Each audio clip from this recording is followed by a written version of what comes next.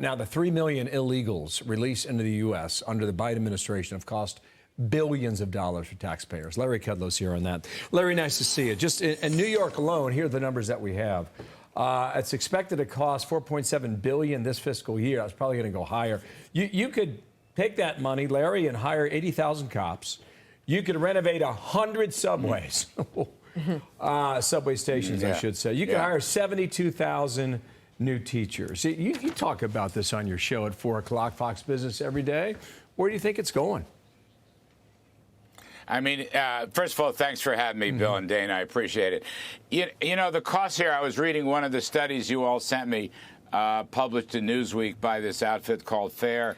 I think they estimated about $150 billion. I just think that's way, way, way too low. I mean, your point about the opportunity cost of getting better cops or better hospitals or better everything is a good point. But the actual cost, look, migrant crime itself is such a huge point. Just little shoplifting, okay? How much is that costing the stores, and how much is that costing their profits, and why are stores closing, and what's the net economic cost of that? It's gargantuan. In New York City, despite all of the complaining by the mayor, Eric Adams, they're now going to put out pre-funded debit cards, and nobody really knows the cost. Nicole Jelinas, a columnist at the Manhattan Institute, I think she estimated $2 or $3 billion over the next few years, but it could be much, much higher than that. And what is the cost of crime? What is the cost of closing a business? I just want to harp on that. You know, years and years and years ago, when Rudy Giuliani was the mayor of New York, one of the things he tackled first was crime in order to improve the economy and incentivize people, entrepreneurs, shop owners to come back to New York City because it's safe.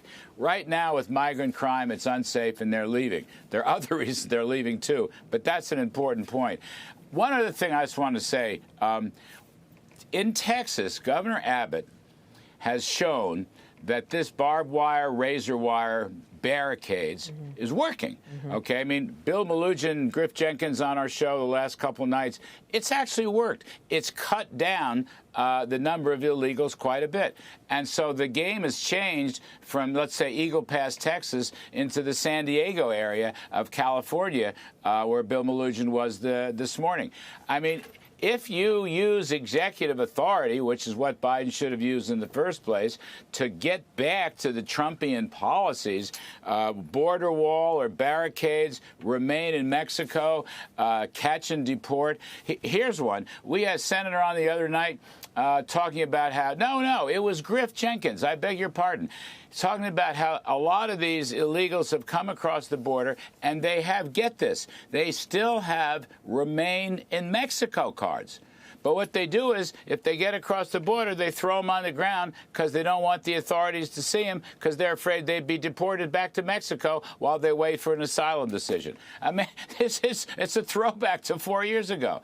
So this is partly a scam, and it's partly costing us a bloody fortune. My guess is going to be a $1 trillion price tag at least, unless changes are made.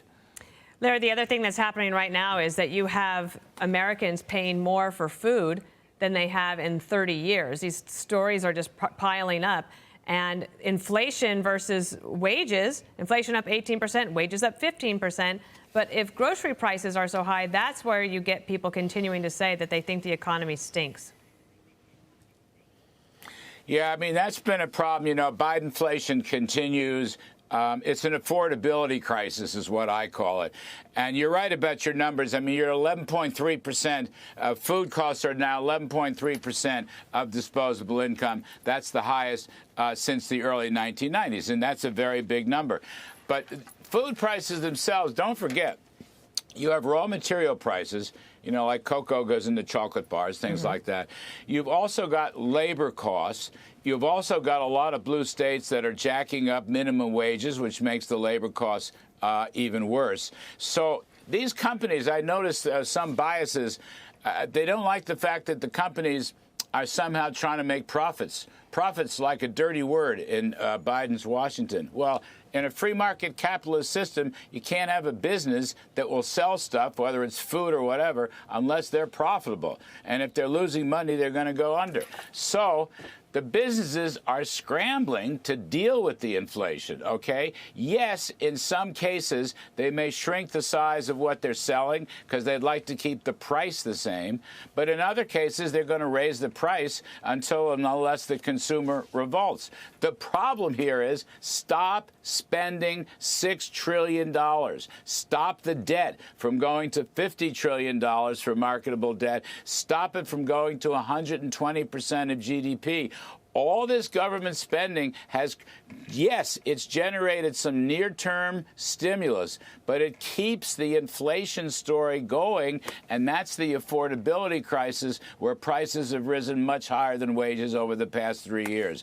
It's a big problem for American families. A lot of cases haven't been this way in 30 years. Larry, thank you. Thank you. Thanks for coming on. We'll see you this afternoon. Thanks for having me. I'm Steve Ducey. I'm Brian Kilmeade. And I'm Ainsley Earhart. And click here to subscribe to the Fox News YouTube page to catch our hottest interviews and most compelling analysis.